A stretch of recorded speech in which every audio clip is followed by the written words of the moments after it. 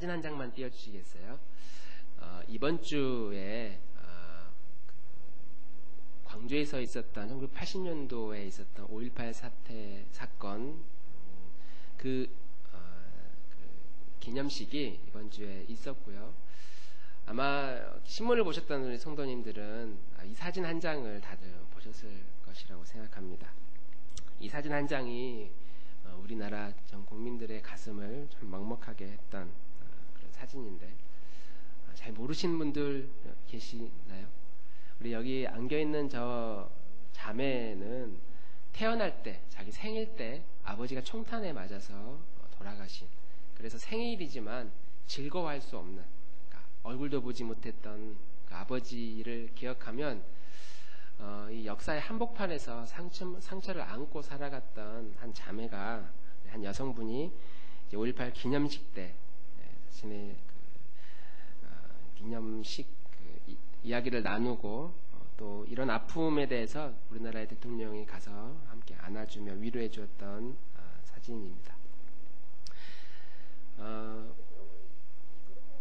광주가 고향이신 분들은 아마 이 5.18 사태에 대한 여러 가지 이야기들 또 경험들을 직접 들으셨고, 또 고향이 그쪽이 아니신 분들은 뭐 그런 일이 있었나 보다 이렇게 생각을 하시겠는데, 제가 5살 때, 제가 고향이 전라도이기 때문에 5살 때 저희 아버지는 굉장히 가난한 신학생이셨습니다. 그리고 저희 어머니는 제 아버지를 신학교 보내기 위해서 뒷바라지하기 위해 요구르트를 팔러 다니셨던, 장사하셨던 분이셨습니다. 그때 제가 5살 때 총소리가 좀 기억이 난 것 같기도 하고, 그때 저희 어머니에게 늘 들은 이야기는 이제 광주에서 아주 심각한 일이 생겨서 우리가 이렇게 있으면 안 된다. 그래서 목포에서도 많은 사람들이 버스를 대절해가지고 우리도 올라가자 광주로, 이제 그랬던 이야기들이 있었고, 그래서 가지 못하는 사람들은 여러 가지 먹을 음식, 뭐 빵 이런 걸로 차에다 실어주면서 지원했다고 그래요. 저희 어머니가 그때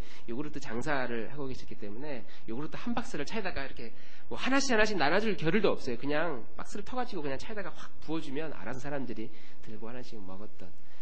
그래서 나름 저희 어머니도 5.18의 유공자다 이런 이야기를 하시는데, 나중에 명단을 보니까 저희 어머니 이름이 빠져 있더라고요. 그래서 그때 2박스를 넣었어야지 왜 1박스를 넣으셨느냐. 2박스 넣었으면 지금 공로자로 아마 뭔가 기억했을 거라고 생각하는데, 저는 이제 어렸을 때부터 저기에 관련된 사진도 많이 보고요, 영상도 많이 보고, 이야기들도 많이 듣고, 얼마나 우리나라의 무고한 시민이 죽어갔는지, 또 전후 맥락에 대해서 뭐 여러 가지 관점으로 이야기를 참 많이 들었습니다. 그래서 아마 5월달만 되면 광주시 전체가, 그리고 전라도 전체가 어떤 말할 수 없는, 다른 지역 사람들이 갖지 못하는 말할 수 없는 이런 마음의 상처와 아픔들이 있고 분노가 있고, 아마 광주뿐만 아니라 뭐 마산에 있었던 사태, 혹은 제주에서 있었던 학살 사태, 이런 이야기들이 남 이야기가 아니라 한 집 건너 아주 내 가까운 가족들에게 일어났던 그런 역사적인 그런 갈등과 아픔이었다고 생각을 합니다. 제 기억으로도 90년대, 80년대 후반까지, 90년대까지 그 전투경찰, 전경이라고 하죠. 전경 발령을, 광주로 발령을 받으면 정말 내가 이제 죽었구나 라는 생각이 들 정도로 굉장히 무서웠던 그 시위 현장이 전라남도 광주였다고 합니다. 뭐 다른데 서울이나 이런 데도 물론 어려웠지만 광주 지역 굉장히 심했고요. 제 기억에 우리 목포에서도 데모를 하면 막 그 대학생 형들이 앞에서 그 돌 던지면 뒤에서 여학생들은 힘이 없으니까 보도블럭 싹 뜯어가지고 다 깨가지고 던질 수 있는 돌멩이 만드느라, 그래서 보도블럭이 쫙 나가요. 시위 한번, 그 시위대가 한번 지나고 이만한 돌이 왔다 갔다 하니까 아무리 천하무적의 전경이어도 돌을 한번 잘못 맞으면 그냥 가거든요. 그래서 어디 한 군데가 부러져야 이제 전역을 한다는 이야기가 있을 정도로 이 지역 자체에 대한 이 시위 문화가 정말 살벌했습니다. 이렇게 싸우고 또 무고하게 죽고 갈등하고 분노하던 이 역사적인 한 시대가 이제는 가고, 이제 한 나라의 대통령이 그때 아픔을 좀 더 위로하고 또 격려하는, 특히 이제 그쪽 지역 사람들이 가지고 있었던 나름대로의 좀 서러움을 어느 정도 풀어주었다라고 하는 많은 사람들의 평이 이 사진 한 장에 있었다고 이야기를 하죠. 이 사진 한 장이 모든 것을 다 설명할 수는 없지만 우리가 좀 더 어떤 역사적 안목을 가지고 있는 사람이라면 이제 과거의 일을 어떻게 보상을 다 해줄 수 있겠어요. 이 여성이 가지고 있는 서러움, 또 아버지 없이 어렸을 때부터 자랐던, 그리고 어떻게 죽었는지에 대한 이야기를 들었을 때에 대한 이 나라에 대한 분노, 정권에 대한 이 분노, 이런 부분들이 있었겠지만, 그래서 나라에서도 여러 가지 보상을 많이 해주잖아요. 이제 5.18 유공자로 기념이 되면 혜택도 주고 재정적인 보상도 해주고. 그런데 그것으로 위로가 됐겠습니까? 아무리 많은 나라의 혜택을 받는다고 하더라도 이 여성이 자라온 그 삶의 그 굴곡을 어떻게 다 보상해 줄 수 있겠어요? 그런데 이 나라의 대통령이 이렇게 안아줌으로써 아마 마음에 큰 위로가 되었겠다라는 생각이 들고, 우리나라가 6.25 전쟁이나 이러한 어떤 정권에 의한 혹은 힘의 논리에 의해서 피해를 받은 어떤 사람들의 그 위로, 마음의 그 위안, 이것을 어떤 보상으로는 할 수 없는 것이고, 무엇으로 이것을 보상받을 수 있을까라고 생각해 보면, 특히 우리 그리스도인들이 바라보아야 할 역사의 의식의 관점을 보면, 하나님의 은혜를 주셔야만이 결국은 이 모든 갈등들이 해결되는 것이 아닐까. 그래서 과거에 이런 일이 있어도 어떤 정말 말도 안 되는 억울한 일을 우리가 당해도 은혜를 깊게 받고 나면, 그리고 세월이 많이 지나고 나면, 하나님이 그때는 그런 아픔이 있었지만 이러한 하나님의 은혜가 있구나 라는 사실을 우리가 이해하죠. 그렇다고 과거의 잘못이 다 합리화된다는 것이 아니라 우리나라에 있었던 여러 가지 참사라고 불리우는 여러 가지 갈등들이, 그것이 옳았다 그런 말이 아니라 옳지 않은 의도 때문에 시작되었어도 하나님이 개입해 주시면 이게 결국 하나님의 은혜구나 라는 사실을 우리가 인정할 수 있겠다. 믿음을 가지고 있다면, 신앙을 가지고 있는 사람이라면 모든 역사의 관점을 그렇게 해석할 수밖에 없구나라는 것을 우리는 알게 됩니다. 왜냐하면 역사의 주인이 우리가 아니라 하나님이라는 사실을 믿기 때문이죠. 한번 따라해 보겠습니다. 역사의 주인은 하나님이십니다. 그러니까 이런 관점으로 우리가 살아온 모든 역사를 쫙 보면, 이건 정말 하나님이 하셨구나, 그리고 하나님이 이런 일들을 일으키셨구나 라는 사실을 알고, 다 하나님의 은혜다라는 사실을 우리는 알고 있지만, 그러나 이것은 믿음이 좋은 사람 이야기잖아요. 저렇게 누군가가, 나라의 어떤 권력자가 위로해 주었던 경험을 가진 사람은 마음이 풀어지겠지만, 그렇지 못한 사람이 이 세상에 얼마나 많이 있겠습니까? 모든 억울한 일 당한 사람에게 나라에 힘 있는 사람이 가서 다 위로해 줄 수 있는 것은 아니고, 누군가는 저러한 보상, 심리적 보상을 받지만 누군가는 지금도 억울하게 서럽게 살아가고 있는 사람들이 우리 주변에 많이 있거든요. 그 개인이 아무리 믿음이 생기고 교회를 다닌다고 해서 이거 하나님이 하시는 것이다 라고 이해를 한다고 해도 이게 피부에 와닿겠느냐라는 것이죠. 설교자가 다 하나님의 은혜입니다 라고 한다고 해서 그 일이 진짜 하나님의 은혜로 다가오는 것은 아니다라고 하는 것이죠. 우리 성도님들이 지금까지 살면서 억울한 일들이 아마 한두 번쯤 다들 있었을 텐데, 그 억울한 일에 대해서 이 억울함이 좀 풀렸던 그런 경험은 설교자의 설교 때문도 아니고, 아니면 그냥 스스로 그냥 그럴 수 있겠지라고 받아들인다고 해서 되는 것이 아니라, 이건 정말 말로 표현할 수 없는데 하나님이 은혜를 주셔야만 되어지는 일이구나라는 사실을 저는 이번 한 주간 이 사진을 보면서, 또 우리 나라가 이렇게 돌아가는 모습을 묵상하고, 또 성경을 오늘 본문을 묵상하면서 그런 생각을 하게 됐습니다. 그러니까 하나님이 은혜를 주셔야 되는구나 라는 사실을 우리가 다 공감하는데, 어떻게 해야 이 은혜를 우리가 받는가를 함께 시간 나누고 싶은데요. 오늘 읽은 144편 시편의 이야기를 보면요, 다윗이 기록한 것으로 보이는 이 시편 144편의 이 고백은 다윗이 하나님을 찬양하고 영광 돌리고 경배하고 그분을 막 높이는 그런 내용들이 좀 기록되어 있습니다. 하나님을 막 찬양하고 주님의 성호를 높이고 주의 영광을 높이고 하나님은 나의 산성이시고 나의 피난처이시고 막 하면서 하나님을 높여드리는 이런 장면인데, 우리가 지난주에 말씀 나눴던 것처럼 그런 생각이 들잖아요. 기뻐할 만한 일이 있어야 기쁘지, 찬양할 만한 일이 있어야 막 뜨거운 가슴으로 하나님을 찬양하지, 이런 생각을 하는데, 우리 성도님들 일주일 동안 살면서 막 하나님을 막 기뻐할 만한 그런 제목, 막 즐거워할 만한, 찬송할 만한 그런 일들이 얼마나 있었습니까? 홍현이는 이번 주에 정말 좋은 일이 혹시 있었니? 이것 때문에 이번 주는 살만 났어. 그런 좋은 일이 혹시 있었어요? 우리 이문자 집사님은 어떠셨어요? 이번 주에 정말 가슴 뛰는 특별한 일이 있었습니까? 아니면 그냥 늘 좋았어요? 늘 있었던 삶이었어요? 항상?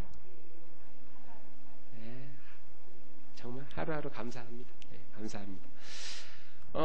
늘 기쁘고 감사하는 삶을 사는 삶은 얼마나 감사해요. 그런데 돌아보면 특별한 감사가 정말 있었느냐? 없었어요. 없었는데도 어떤 사람은 그 감사를 늘 유지하면서 사는 사람이 있고, 어떤 사람은 특별한 감사의 일들이 생기기를 기다리면서 살아가고, 늘 기뻐할 만한 일, 주께서 내 마음에 두신 기쁨은 그들의 곡식과 포도주가 풍성한 것보다 더 큽니다. 주님이 내 마음에 기쁨을 두셨기 때문에 저는 그것만으로 충분합니다. 이런 믿음의 고백을 가지고 사는 성도가 얼마나 있어 계세요? 기뻐할 만한 제목도 별로 없고 감사할 만한 일도 찾아보면 똑같아요. 지난주랑 우리 삶은 별 차이가 없습니다. 오히려 이렇게 하나님을 높이는, 나의 반석이신 여호와를 내가 찬송하리로다라는 고백하는 이 다윗은 고백할 만한 감사의 제목이 있는 사람이거든요. 다윗은 한나라의 왕이었습니다. 우리는 왕도 아니고, 다윗은 모든 것을 누리고 소유할 만한 사람이었고, 그래서 다윗의 입장에서 보면, 평범한 목동이 한 나라의 왕이 되었다면, 왕 정도 되면 하나님을 높여드릴 만한 일이, 찬양하고 경배할 만한 그런 삶이 당연한 거잖아요. 만약에 우리에게도 이러한 기도 제목, 이러한 감사의 제목이 있다면, 오늘 이 자리에 계신 분들 중에 어떤 분이 우리 이 수원에서 몇 안 되는 재벌이에요. 재산이 어마어마하게 있습니다. 그래도 믿음은 믿음이니까 이렇게 오늘 예배드리러 왔어요. 그래서 그것만 생각해 보면 내가 어떻게 하다가 이렇게 이 수원시의 손에 꼽는 재벌이 됐나. 마음만 먹으면 저런 빌딩 확 살 수 있는 그런 여력이 있는데 안 사는 것뿐이지 그 정도의 재산이 있거나, 우리 아이가 결혼을 했는데 남자친구 여자친구가 아주 유명한 기업의 외동 아들, 외동 딸, 이 정도 되면 주일날 그것만 묵상하면 주여 감사합니다. 어떻게 우리 집안에 이런 일이, 그런 기쁨이 생기잖아요. 홍연아, 만약에 어쩌다가 누군가 너를 좋아하는 한 형제가 딱 있어가지고 그래 한번 만나보자고 만나서 얘기를 들어보니까 정말 잘 나가는 집안이에요. 본인은 별거 아니라고 말하는데 이야기를 들어보니까 재산이 몇십억이 되는 그런 외동 아들. 거기다가 잘생기고, 거기다가 매너도 아주 좋은, 성격도 아주 좋은, 플러스 하나 믿음도 굉장히 좋아. 만약 그런 사람을 우리가 만난다면, 그래서 그것만 생각해보고 주여 감사합니다. 그러면 제일 먼저 생각나는 감사가 그런 쪽이거든요. 야, 어떻게 나에게 이런 일이, 어떻게 그 형제가 나를 좋아할까? 어떻게 내가 그런 사람을 만날 수 있었을까? 그건 분명히 감사할 일이 있으니까 감사를 하지만, 사실 우리 삶에 보면 그러는 거 별로 없거든요. 감사할 만한 일이 있어서 그런 게 아니라 성경에서 그냥 감사해야 됩니다, 찬양해야 됩니다, 기뻐해야 됩니다, 그러니까 주님 감사합니다 라고 우리가 고백하지. 그래, 뭐가 감사하냐 물어보면 그냥 다 감사하죠. 그냥 그렇게 퉁치고 그냥 넘어가는 게 우리가 고백하는 그 감사의 고백인 이라고 하는 것이죠. 다윗은 감사할 만한 일이 있었기 때문에 이렇게 막 하나님을 높이고 경배하지, 우리에게는 이런 일도 없는데 하는 감사, 그것이 진짜 감사일까, 진짜 기쁨일까 라는 생각을 해보게 됩니다. 오히려 우리가 그럼에도 불구하고 하나님을 이렇게 막 찬양하고 하는 이유는 일종의 의무감, 저만 그렇게 생각하는지 모르겠지만 의무감, 그리고 뭐 기뻐하라고 그러니까 그래 기뻐해야지 라는 그런 마음, 찬양할 만한 이유, 경배할 만한, 높여드릴 만한 이유가 그렇게 많지 않은데 우리가 하나님을 찬양해야 된다 라고 하는 것에 대한 좀 마음의 부담감, 그래서 마침마다 가슴 뛰는 그런 찬양의 감사의 고백이 나오는 게 아니라 그냥 살아가는 거죠. 오늘 하루 주님 오늘 또 인도해 주십시오 라고 살아가는 건 어쩌면 우리 안에 알지 못하는 무감각이 내 안에 자리를 잡고 있어서 그런 무감각 때문에 이런 다윗이 하는 이런 고백이 우리에게는 없는 것이 아닌가 하는 생각을 해보게 되는 것이죠. 우리 성도님들 만약에 이러면 어떨까요? 만약에 3,4,000년 전에 이 다윗처럼 한 나라의 왕으로 태어난다면, 그래서 다윗 시대 때 내가 다윗과 같은 왕이 좋으시겠어요? 아니면 지금처럼 사는 게 더 편하실 것 같아요? 우리 구충희 집사님, 이 시대에 왕처럼 사는 게 3,4,000년 전에 왕처럼 사는 게 좋을 것 같아요? 아니면 그냥 지금 오히려 사는 게 좋을 것 같아요?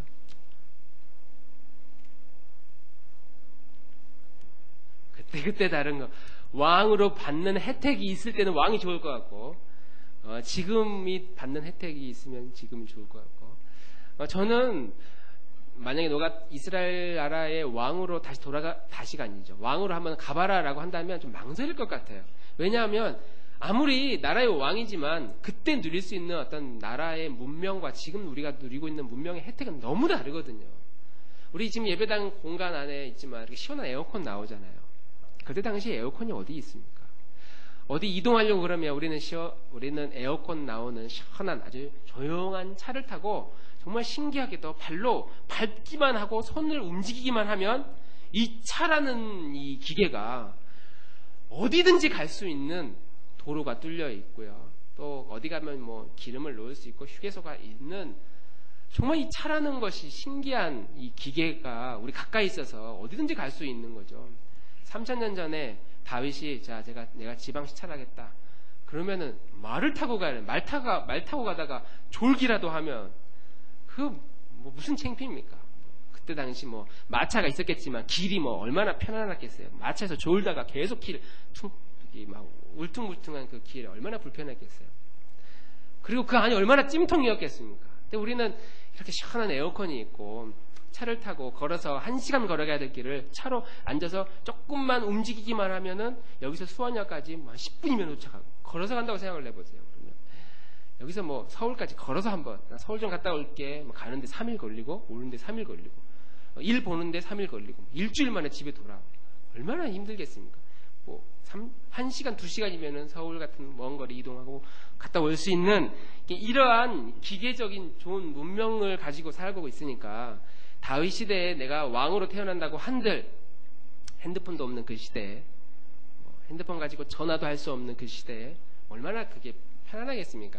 이렇게 좋은 기계적 문명을 알아버린 우리들이 그 나라로 돌아간다면 되게 불편할 것 같다는 생각을 합니다. 제가 고등학교 때 저희 교회에서 처음으로 봉고차를 샀어요. 80 몇 년형 그레이스. 지금 나온 스타렉스 훨씬 전 버전. 이거 말고 이 차 혹시 보신 적 있으십니까?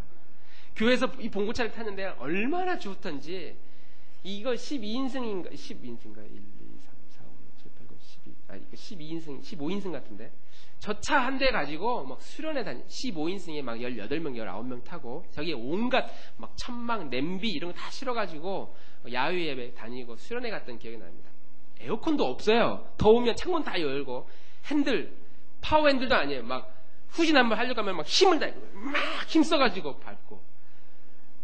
오토가 어디 있습니까? 다 기아죠. 가다가 시동이라도 꺼지면 밀어! 하면 뒤에 가가지고 우리 막 밀고, 미는 거를 이렇게 일단 넣어가지고 엔진을 돌려가지고 시동 걸고 그런 적 한번 다 있으시잖아요.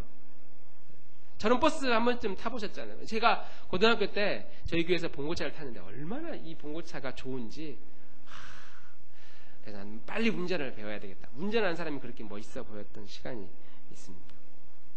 지금 뭐 차 타는데 에어컨 고장 나면 당장 수리하러 가잖아요. 도저히 이 차는 탈 수 없다고 에어컨 안 나온다고. 핸들 다 파워 핸들 한 손으로 쫙 돌리잖아요. 어떻게 한 손으로 돌려요? 두 손으로 이렇게 돌리는. 그러니까 이런 아주 일상적인 것에 대한 너무나 편안한 혜택을 우리가 보고 있는데 우리는 너무 당연한 거라고 생각을 해요. 이런 좋은 이런 차들을 다들 타고 다니니까. 하루에 3끼 밥 먹는 거 요즘 굶고 살아간 사람들이 우리 주변에 어디 있어요? 대부분 다 하루 3끼는 다 먹고 살아갑니다. 너무나 일상적인 것이죠. 숨 쉬는 공기, 시원한 바람, 우리가 매일매일 만나는 때로는 원수처럼 여겨지는 내 가족들, 내 자녀들, 우리 너무 일상적이어서 너무 이건 우리의 이 문화에 너무나 당연한 것이어서 정말 이것을 가지고 너무너무 기쁘다, 너무 감사하다는 생각을 별로 하지 않으면서 살아가죠. 너무 당연한 거니까. 그런데 만약에 오늘 이 자리에 앉아 계신 분, 내 옆에 계신 우리 사랑하는 지체가 이번 주에 어떤 일이 있어서 하나님 나라에 갔다고 생각을 해보고 다음 주부터 만날 수 없다고 생각을 해보고 한번 옆에 계신 분 살짝 얼굴 한번 봐보세요. 다음 주부터 이분이 없다면 얼마나 끔찍합니까? 그러면 얼마나 우리의 마음이 상처가 되겠어요. 다음 주부터 만날 수 없다면. 그러니까 우리가 늘 일상적으로 당연한 것처럼 여겨지는 것들이 너무나 당연한 것이기 때문에 우리는 감사하지 못하며 살아가는 일들이 너무나 많이 있다는 거예요. 오히려 특별한 게 없으니까 나는 별 감사한 게 없다. 다윗은 한 나라의 왕이었고 모든 것을 누렸으니까 이렇게 시작부터 나의 반석이신 여호와를 내가 찬송하리로다 하면서 하나님을 높여드리지만 우리는 너무나 일상적인 너무나 당연한 것처럼 여겨지는 것들에 대한 무감각 때문에 이 감사하지 못하고 찬양하지 못하는 일들이 우리 주변에 얼마나 많이 있는가 하는 것이죠. 오히려 주께서 내 마음에 두신 기쁨은 주님께서 내 마음에 기쁨을 두셨는데 이거 안 보고 이 기쁨 안 보고 그들이 가지고 있는 곡식과 포도주가 풍성한 것, 남들이 나보다 더 잘 나가는 것, 더 많은 것을 누리며 살아가고 있는 것을 보면서 상대적으로 주님이 나에게 이런 기쁨을 주셨는데 하는 그 기쁨이 작게 느껴지는 삶을 우리 일반적으로 너무나 많이 살아가고 있다라고 하는 겁니다. 오늘 다윗의 고백을 보면은요, 다윗은 우리가 볼 때 나라의 왕이고 모든 것을 가지고 있는 사람이었기 때문에 이런 고백이 당연하다라고 생각하는데, 그러나 다윗의 일생이 평범한 인생이 아니었거든요. 누가 왕이 되고 싶어서 왕이 된 것도 아니고, 또 아들의 반역으로 신발 하나 제대로 신지 못하고 쫓겨가는, 도망가는 신세로 궁궐에서 도망쳐야만 하는, 먹을 것이 없어가지고 제사장에게 가서 먹을 것을 구하고, 틈만 나면 죽음의 위기를 만나서 광야를 헤매야 했던 사람이 이 다윗 왕이었습니다. 어떻게 다윗 왕이 우리가 그냥 이런 거, 다윗은 왕이니까 감사할 일이 있지, 찬양할 일이 있지, 이런 거 말고 어떻게 다윗은 이런 큰 고백을 할 수 있었을까? 이런 큰 고백을 할 수 있을까를 생각해 보면, 다윗이 시편에 나와 있는 이 다윗의 고백을 한번 자세히 들여다보면 어떤 느낌을 받냐면, 다윗은 굉장히 우울증적인 기질을 가진 사람이다. 그리고 좀 결벽증적인 사람이다. 이런 느낌을 많이 받습니다. 왜냐하면 다윗이 막 기뻐서 춤추고 노래할 때도 있지만 자기 자신을 굉장히 비하하는 표현을 많이 나오거든요. 하나님, 제가 주님 앞에 죄인입니다. 벌레 같은 인생입니다. 내 자신이 이렇게 더럽고 강팍한 죄악을 가진 사람이고 밤새도록 눈물을 흘리면서 주 앞에 나아갑니다. 아니, 다윗이 죄를 좀 짓긴 했지만 그 죄가 뭐 얼마나 끔찍한, 얼마나 더러운 죄입니까? 그래도 하나님이 인정했으니까 나라의 왕이 된 존재인데, 지난번에 회개했으니까 그 정도면 됐지라고 생각하지, 지난번에 한 죄를 또 고백하고 또 고백하고 끊임없이 자기를 낮추는 그런 다윗의 모습을 우리가 볼 수 있다는 것이죠. 자기는 한정없이 너무 이거 비하하는 거 아닌가? 너무 스스로를 부정적으로 생각하는 사람이 아닌가라는 생각을 할 정도로 다윗은 자기 자신을 한없이 낮추는 모습을 우리가 시편을 통해 볼 수 있고, 상대적으로 하나님에 대해서는요 끊임없이 높여요. 하나님은 저 높은 곳에 계시고 나는 아주 비참하고 더러운 이런 낮은 자리로 갈 수밖에 없는 존재라고 다윗은 시편 전반에 걸쳐서 고백합니다. 오늘 이 시편에서 다윗이 하나님을 높은 존재로 고백하고 자신을 끊임없이 낮은 존재로 이렇게 비하하는 이러한 이 태도에서 우리는 무엇을 배울 수 있냐면요, 하나님은 높으신 분이고 자기는 끊임없이 낮은 사람, 그 높은 지위에 도달할 수 없는, 감히 이것을 누릴 만한 사람도 아니다. 내가 나라의 왕이지만 왕 존재를 감당하기에는 턱없이 부족한 아주 밑바닥의 인생이다라고 고백을 하면서 이 하나님이 채워주시는 것과 그리고 내가 실제로 존재하고 있는 내 삶의 이 삶의 간격,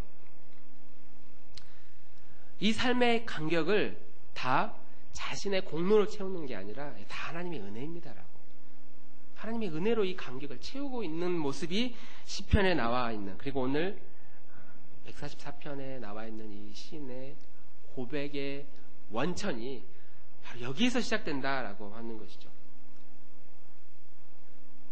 왕이 될 만하니까 내가 왕이 된 게 아니라, 내가 골리앗을 죽일 수 있을 정도의 실력이 되니까 내가 골리앗을 죽인 게 아니라, 사울은 천천의 블레셋인들을 죽였지만 나는 실력이 있어서 만만의 블레셋인들을 쳐 부술 수 있는 역량이 되니까 내가 백성들에게 이렇게 존경을 받고 사랑을 받고 하나님도 나를 인정해주고 그래서 내가 한 나라의 왕이 되었습니다라고 고백하는 것이 아니라, 하나님이 이렇게 많은 것을 채워주셨는데, 내 삶에 채워주셨는데 이것을 받을 만한 수준이 되니까 내가 받습니다라는 것이 아니라, 하나님이 주시는 축복 아래 자기는 하염없이 그것을 누릴 수 있을 만한 사람이 결코 아니다라는 고백을 끊임없이 하고 있는 것이죠. 바로 거기에서 다윗은 감사가 시작되고 찬양이 시작되고 하나님을 높이는 경배가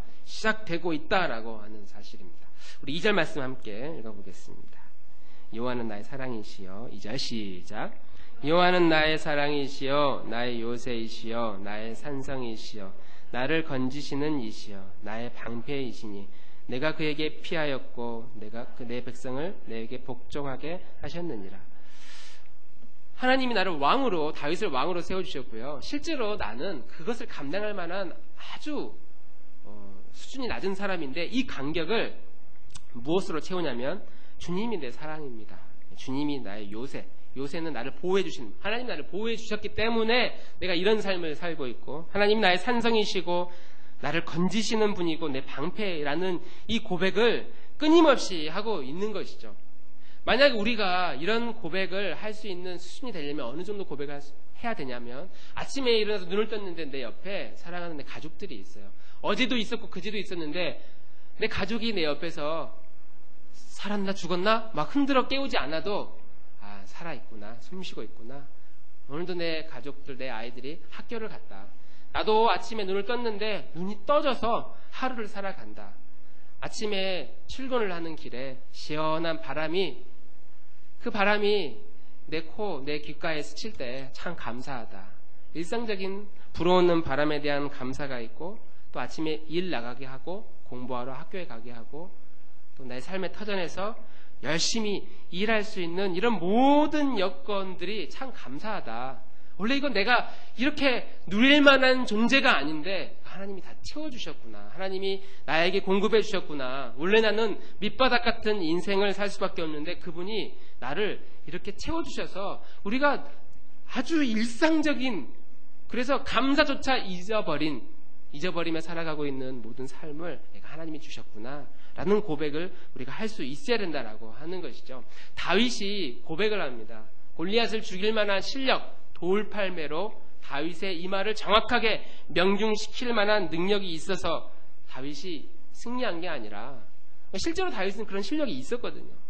밤늦도록 늦은 밤까지 추위와 더위를 이기고 자기의 양들을 지키기 위해 맹수와 싸우고 사자와 싸우면서 돌팔매질, 그리고 막대기 하나로 짐승을 물리칠 수 있는 그런 용기, 실력이 다윗에게 충분히 있었습니다. 그런데 이건 실력이 있었기 때문에 내가 이 나라의 왕이 된 것이 아니라 그것도 다 하나님의 은혜고 하나님이 다 채워주신 것이라는 그 고백을, 이건 내가 한 게 아니라 하나님이 신기하게도 그렇게 간섭해 주셨다라는 고백을 1절에 이런 식으로 고백을 하고 있습니다. 우리 1절 함께 읽습니다. 시작.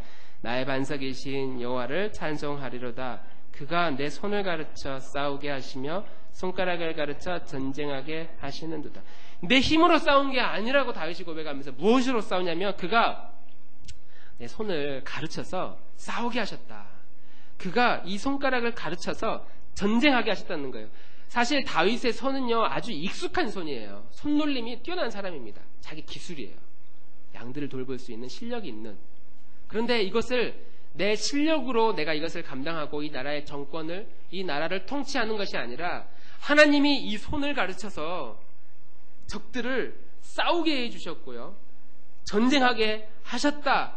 그래서 내가 이렇게 칼을 들고 싸울 때에 내 경험상 내 실력을 의지해서 싸울 수 있는데 골리앗과 싸우며 나아갈 때 너는 칼과 단창으로 나아가지만 나는 만군의 여호와의 이름으로, 아니 자기 손에 자기의 익숙한, 싸울 때 익숙한 명사수인 다윗, 그 손에 들려진 그 돌팔매를 의지하지 않고 손에는 분명히 그것을 들고 있었음에도 불구하고 나는 만군의 여호와 하나님의 이름으로 너에게 나아간다 라고 하면서 이것을 던졌다는 사실이죠. 자기가 할 수 있는 충분한 실력과 역량이 있었음에도 불구하고 아니라 그건 내게 아니라 다 하나님이 하셨다라는 고백을 다윗이 오늘 하고 있었던 것이죠. 그래서 오늘 우리가 하나님을 찬양하는 찬양의 제목, 감사할 제목, 이게 마땅히 생각이 안 날 때, 그리고 기뻐할 일도 별로 없고 그냥 주님께서 내 마음에 두신 기쁨이 있다고 하지만 이게 생각이 나야 기뻐하지. 기쁠 일보다 슬플 일, 어려운 일들이 우리 주변에 훨씬 더 많이 있는데, 그럼에도 불구하고 우리가 일상적으로 잊고 살아가는 감사의 일들을 돌아보면 숨 쉬고 있는 거, 내가 이렇게 살아있는 거, 함께 모여서 예배하고 있는 거, 내 가족들이 어렵지만 그래도 하루하루 견디면서 열심히 살아가려고 하는, 그리고 이렇게 내가 나와서 하나님 앞에 이 예배 한번 드림이 하나님의 마음을 얼마나 위로할 수 있을지 모르지만 주님 그래도 이렇게 예배 드리고 예물 드리고 주님을 경배합니다.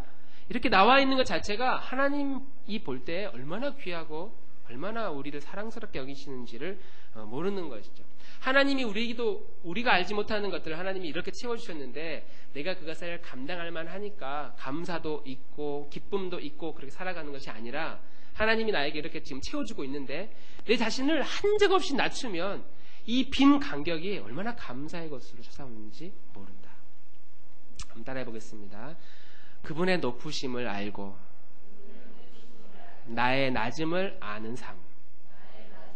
내가 내 자신을 한없이 낮추고 내려놓으려고 할 때 그때 이 빈 간격 가운데 이거 다 하나님이 주신 거구나 라는 감사의 고백이 우리의 삶에 채워지는 것이고, 이것을 기억하는 첫 번째 단추가 무엇일까 생각을 해보니까 내 자신이 하나님 앞에 여전히 변함없는 긍휼을 입어야 되는 나는 죄인이다라는 사실을 고백하는 것이 첫 번째 단추인 줄 믿습니다. 할렐루야.